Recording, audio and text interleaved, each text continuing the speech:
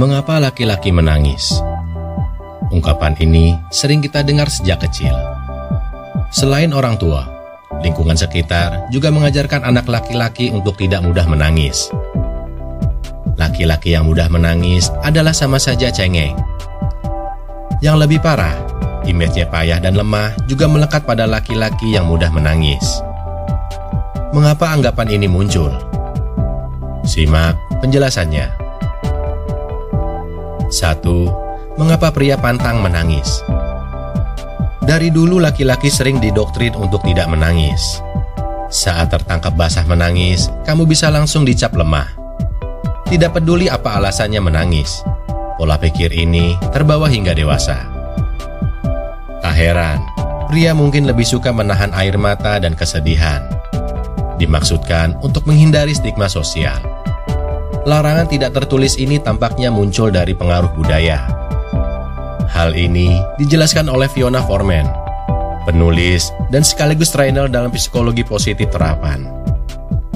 Budaya dominan di masyarakat sangat menekankan pada ketahanan emosi dan pengendalian diri laki-laki. Laki-laki akan dipandang lemah atau tidak jantan ketika mereka mengekspresikan emosinya, terutama melalui tangisan. Ini membuat pria lebih sulit menangis daripada wanita. Dan kondisi ini juga bisa menjadikan benih munculnya toxic masculinity. Menahan emosi yang terus-menerus dapat berdampak negatif pada perkembangan psikologi pria.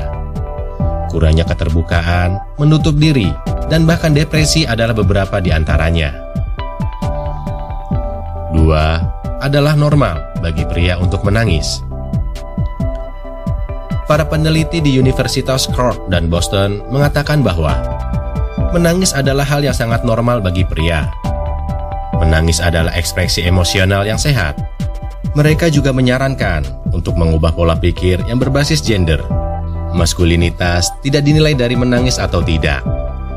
Akan tetapi, bersikap baik dan menghormati orang lain yang membuat pria menjadi gentleman. Dari sana, penting juga bagi orang dewasa untuk mengubah pola pikir ini, terutama bagi orang tua dalam membesarkan anaknya. Setiap orang harus memahami bahwa kecemasan adalah hal yang sangat umum yang dialami manusia tanpa memandang jenis gendernya. Orang tua harus menyadari bahwa tidak masalah bagi anak laki-laki untuk menangis karena jatuh dan berdarah. Contoh lain, wanita dewasa juga perlu memahami bahwa pria juga memiliki masalahnya sendiri. Masalah yang melampaui batas toleransinya, sehingga membuatnya marah dan menangis. Pemahaman itulah yang kemudian menghilangkan stigma bahwa orang menangis itu lemah. 3. Manfaat menangis untuk kesehatan. Seperti yang disebutkan sebelumnya, menahan air mata dapat berdampak negatif pada perkembangan psikologi seseorang. Dalam hal ini untuk para pria. Sebenarnya sudah banyak peneliti yang mengkaji tentang manfaat menangis bagi kesehatan. Menangis bisa menenangkan dan melepaskan emosi yang muncul.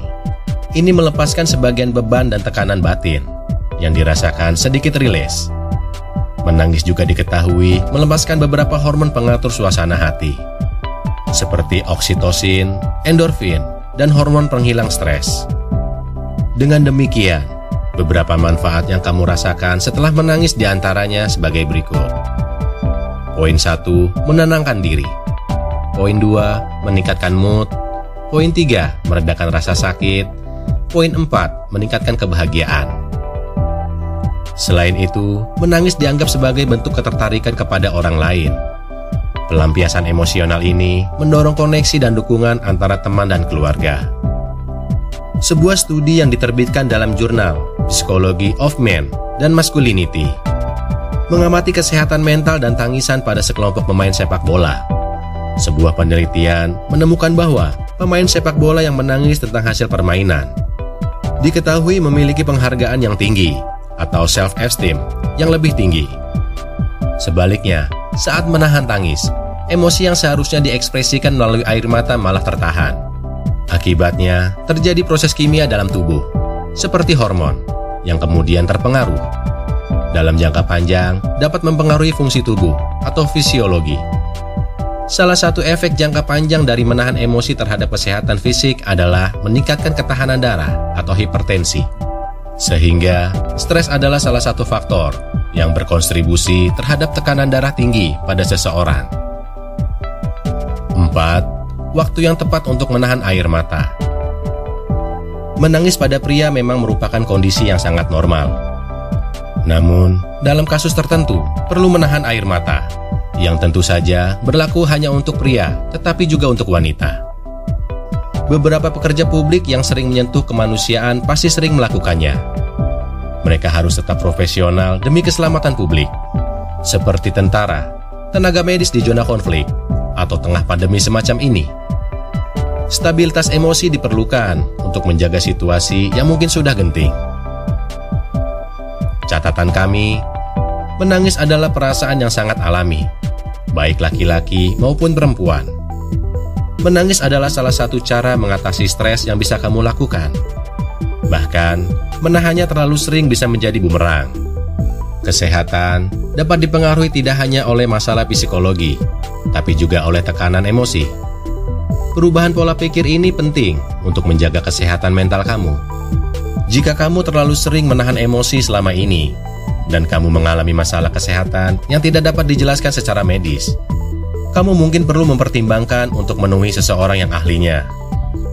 Kamu dapat meminta bantuan psikiater atau psikolog untuk menyelesaikan masalahmu. Semoga bermanfaat. Tetap berpikir positif dan semangat.